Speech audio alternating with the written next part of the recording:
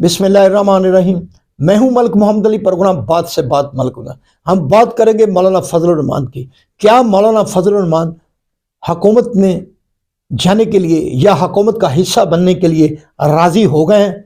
क्या मियां मोहम्मद नवाज शरीफ ने उनके घर जाकर जो मैसेज उन्हें दिया था, क्या उन्होंने मियां मोहम्मद नवाज शरीफ का वो मैसेज कबूल कर लिया या नहीं किया? इस बारे में हम बात करेंगे आज इसके प्रोग्राम में। और दूसरी तरफ जिन दोस्तों ने अभी तक हमारे चैनल को सब्सक्राइब नहीं किया, बराए मेहरबानी वो हमारे चैनल को सब्सक्राइब भी करें, लाइक भी करें और शेयर भी करें। और हम बात कर रहे हैं, क्या मौलाना फजलुर रहमान JUI फे के कायद हुकूमत का हिस्सा बनने के लिए राजी हो गए या अभी तक वो अलग मुकाम पर खड़े हैं या अभी तक वो अलग सोच रख रहे हैं? क्योंकि उन्होंने कहा था कि वो इस इलेक्शन को नहीं मानते, इस इलेक्शन के नताइज को तस्लीम ही नहीं करते।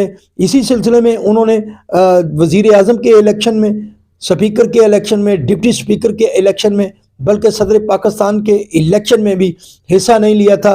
बल्कि उनका कहना था कि वो इस असम्बली में, जो कि वो समझते हैं कि ये असम्बली गलत बनी है, इस असम्बली में कि किसी इलेक्शन में वो हिस्सा नहीं लेंगे। लेकिन अब जो नई डेवलपमेंट सामने आई है, उस दौरान, उससे पहले बल्कि पूरी जो पीपल्स पार्टी, मुस्लिम लीग नून और दिगर MKM बाप पार्टी के रहनुमाओं ने मौलाना फजलुर रहमान के घर में जाकर उनसे एक तवील मुलाकात भी की थी और उनसे रिक्वेस्ट की थी कि बराए मेहरबानी वो इत्तेहादी हुकूमत का हिस्सा बन जाएं। बहरहाल मौलाना फजलुर रहमान, जो कि इंतहाई ज़ीरक और ज़हीन सियासी आदमी है, उन्होंने उन्हें इस बुनियाद पर टाल दिया कि वो अपनी दोस्तों से मशावरत के, अपनी पार्टी की जो मजलिसें है उसकी मशावरत के बाद कोई फ़ैसला करेंगे। बहरहाल उनका जो फ़ैसला सामने आया था वो यही था कि उन्होंने वज़ीर आज़म, डिप्टी स्पीकर, स्पीकर के इलेक्शन में हिस्सा नहीं लिया, ना ही वोट डाला, और इसी तरह वो अपनी इस बात पर अड़े रहे और सदर पाकिस्तान के इलेक्शन के मौका पर भी उन्होंने वोट नहीं दिया। इस हवाले से जो मुस्लिम लीग नून के कायद थे मियां मोहम्मद नवाज शरीफ, वो भी मौलाना फजलुर रहमान के घर गए थे और उनसे दरख्वास्त की थी कि वो तंजीम और इस मौजूदा जो हुकूमत है इत्तेहादी, उसका हिस्सा बने, और उन्हें अपने तल्लुकात के हवाले से भी बातचीत की।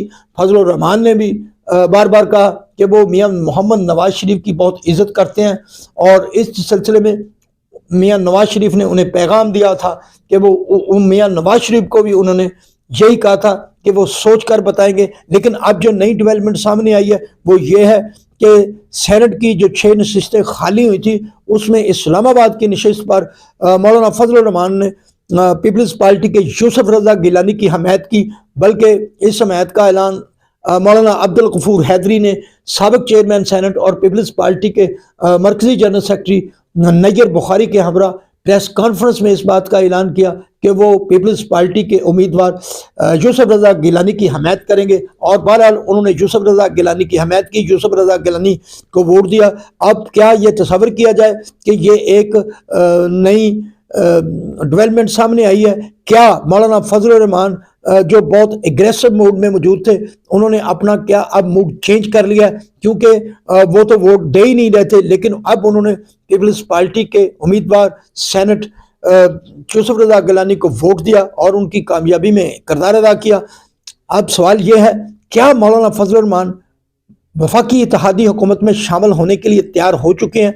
क्या मौलाना फजलुर रहमान ने सेनेट के इस इलेक्शन में यूसुफ रज़ा गिलानी को वोट देकर आसिफ अली जरदारी सदर पाकिस्तान के करीब आने की कोशिश की है, या पीपल्स पार्टी की सोच के साथ आमांगी पैदा करने की कोशिश की है? बहरहाल ये चीज़ें आने वाले चंद दिनों में वाज़ेह हो जाएगी। ऐसा ही दिखाई दे रहा है कि चूँकि हमारे ज़राए तो यही कह रहे थे कि अगर मौलाना फजलुर रहमान इत्तेहादी बनेंगे तो KPK में उनके बहुत ही करीबी अजीज़ गुलाम अली गवर्नर KPK मौजूद हैं, उन्हें इत्तेहादी हुकूमत के दौर में तैनात किया गया था।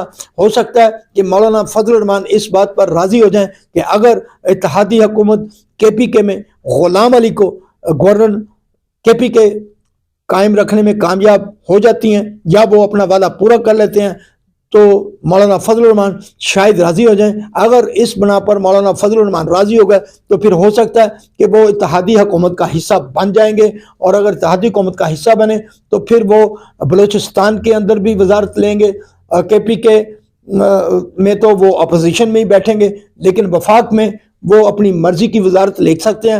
بہرحال یہ چیزیں چند دنوں میں واضح ہو جائے گی۔ مولانا عبدالغفور حیدری اور نیئر جمیل پیپلز پارٹی کے ان کی اس پریس کانفرنس میں جو بات سامنے آئی، لگ رہا ہے کہ برف پگھل گئی ہے اور مولانا فضل الرحمان اتحادی حکومت میں شامل ہونے کے لیے ہمارے ذرائع کے مطابق پر توڑ رہے ہیں۔ سلام پاکستان، سلام اوورسیز، اللہ حافظ۔